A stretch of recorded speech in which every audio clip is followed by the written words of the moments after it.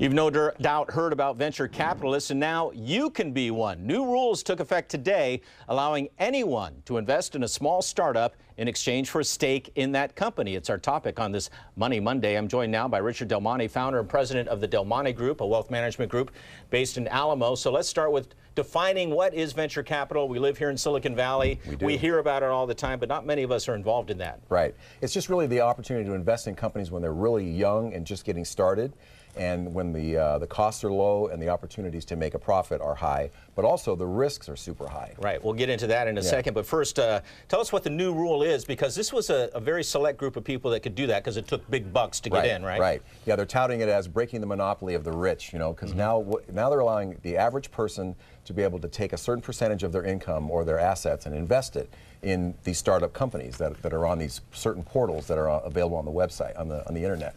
So you can take up to, if you have a $100,000 or less income, you can invest $2,000 up to 5% of your income or your net worth. Okay. If you're over $100,000, you can go up to 10% of your income or net worth. And is this a write-off if you lose it? Yeah, if you lose the money, you can deduct the losses. Yeah. Okay, but you talked about risks and rewards, so you really have to do your research here, because a lot of venture capitalists lose a lot of money. They do. The odds are most things are going to go under, and they even say on these websites that are actually mobbed right now, you can't even hardly get on them.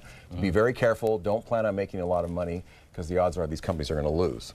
And so you got to do some research here. You got to find out more about that company, because there could be some fly-by-night outfits out there, right? So just today, when I was looking at one of the sites that's out, they have the world's first fan-owned entertainment company that you can invest in. Okay. They also have a biotech firm that allows you to invest in a company that allows you to genetically engineer plants from home. Okay. And another one that sells gourmet donuts and whiskey and fried chicken in the same restaurant. Okay. So you have to be really careful and look at these things. But one interesting thing, Ken, is that they do give you the opportunity to make a difference in your community. So there's one that's in Chicago. They're taking a blighted area, they're going to buy the buildings up, they're going to convert it into an area that will be attractive to people who want to go for black culture, food, and music. Right. So let's talk about the rewards. I mean, if you get $2,000 in a company and it gets bought out by a bigger company, or it goes public and there's a lot of interest in it, what kind of reward can you get? I mean, $2,000 could be worth, you know, potentially millions, $500,000 at some point. Yeah, easily. But the odds are you wouldn't, you know, those are maybe 1 in, 1,000 that are going to have those kinds of returns. Well, if you put $2,000 into Google when it was nothing, when it was just an idea, you'd probably be doing pretty well right now. That's right, that's right. And they say you don't have to invest the whole, like if you have $2,000, you can just take a piece of it and invest it in several different ones. Okay. Right. So how do we do this? How do we find these portals? How do we go on this? You can go on the web and look for them.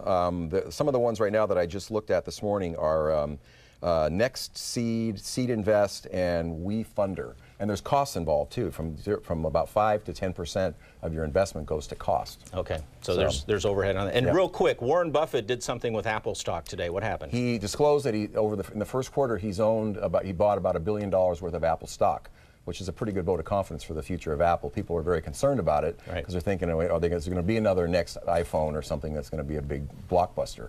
Apparently, Warren, who's kind of not a technophile at all, he's voting with his money. Yeah, and Apple stock I think went up 4% today, so that's good news. It's doing well today. Yeah. Richard Del Monte, thanks for joining us on this Monday.